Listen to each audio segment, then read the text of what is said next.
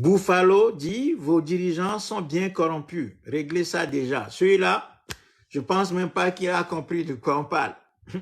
Parce que la corruption des dirigeants, ce n'est rien du tout. Ça, c'est les conséquences de la perte de la maîtrise de notre espace géographique. Si vous êtes dans votre pays, puis qu'on vient vous imposer des dirigeants corrompus, c'est clairement que vous avez perdu le contrôle de votre espace, de votre pays. C'est pour ça qu'on peut venir vous imposer des gens comme ça. Nous sommes tout à fait conscients.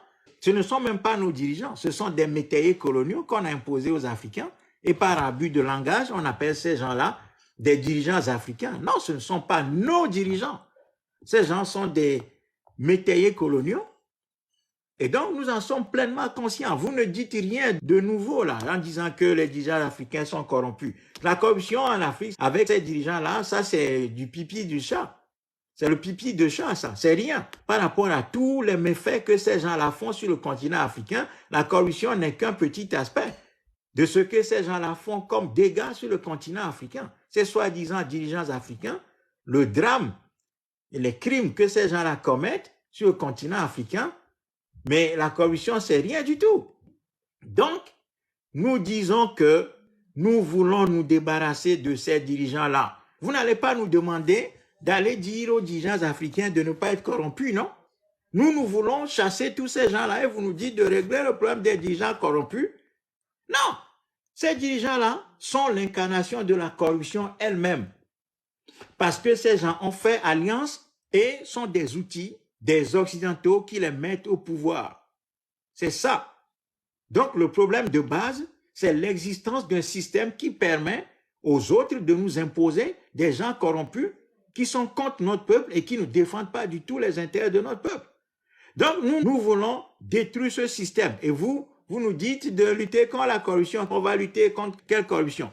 Nous voulons nous débarrasser des gens qui incarnent la corruption et vous nous dites de lutter contre la corruption. Vous nous apprenez quoi là, vous? Hein? Nous voulons nous débarrasser de ceux qui incarnent la corruption et vous nous dites de lutter contre la corruption. Vous nous apprenez quoi là?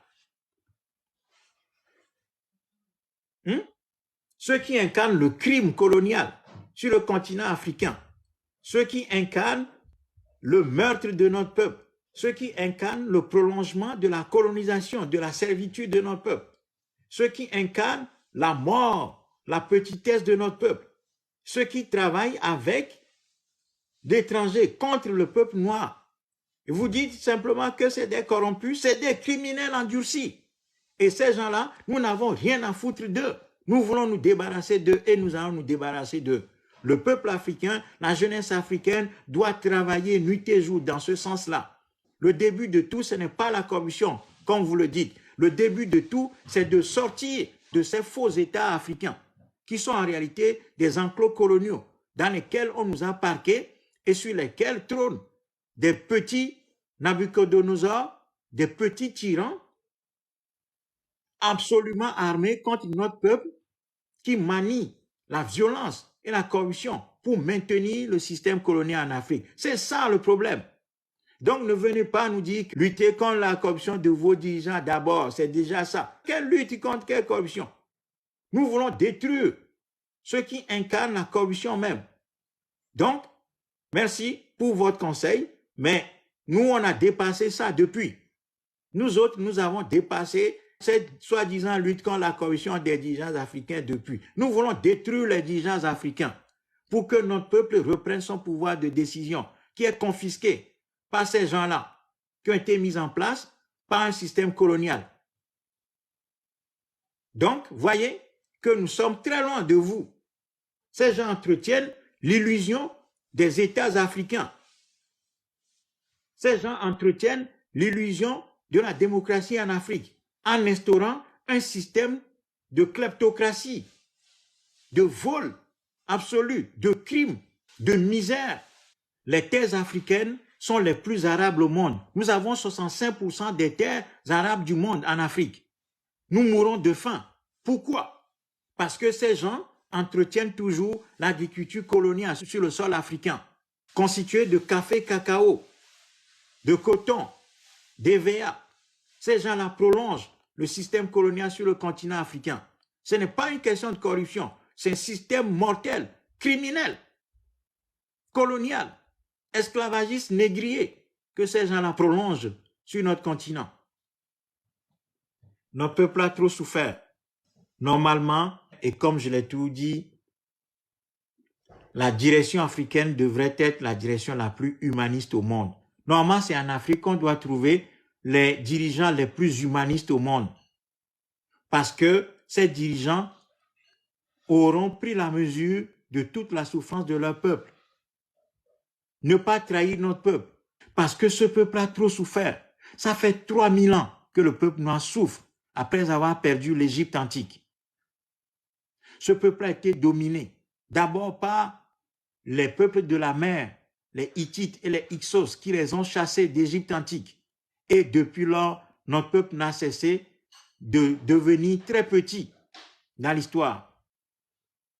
Des pharaons, nous sommes devenus aujourd'hui des moins que rien, qui meurent dans le désert, asséchés par le soleil, qui meurent sur la Méditerranée, bouffés par les requins et abattus par la police européenne, appelée Frontex. Après qu'on nous ait transportés sur tous les océans, toutes les mers de ce monde constituent des cimetières pour le peuple noir. On nous a transportés. Les arabo-musulmans l'ont fait pendant des siècles. Les occidentaux l'ont amplifié de manière industrielle pendant 400 ans. Ils ont déporté 200 millions de noirs. Ce peuple a été battu. Sa peau a été lacérée. Le sang africain a irrigué la liberté d'autres peuples, le bien-être d'autres peuples. Les bras africains ont construit d'autres peuples. Donc, normalement, les dirigeants africains devraient être les dirigeants les plus humanistes au monde. Ne pas permettre que ne serait-ce qu'une mouche touche à notre peuple. Ces gens devraient aimer fondamentalement ce peuple qui a trop souffert, lui montrer son histoire, sa grandeur qui est perdue. Le peuple des pharaons qui est devenu nul aujourd'hui, nul dans l'histoire. Tout le monde lui crache dessus. Tout le monde s'essuie ses pieds dessus. Mais les dirigeants africains, qu'est-ce qu'ils font? Ils font alliance avec l'étranger pour maintenir notre peuple dans cette situation et approfondir même les blessures de notre peuple. Voilà pourquoi ces gens sont nos ennemis résolus, irréductibles. Et nous ne pouvons rien faire avec ces gens-là, sauf à les détruire les enclos coloniaux africains et reconstruire complètement l'État africain pour l'orienter vers un État fédéral africain qui sera pourvu définitivement à moyen et long terme des armes de destruction massive les plus dissuasives. Protéger l'Afrique définitivement pour que personne ne vienne plus jamais sur ce continent nous imposer quoi que ce soit. C'est ça le chemin. Et ce chemin-là nous demande beaucoup de sacrifices, de travail, de discipline, d'organisation, de structuration. Je vais toujours insister sur ça. Parce que ce sont là les armes d'un peuple colonisé qui veut retrouver son pouvoir de décision. Ce n'est pas de la blague.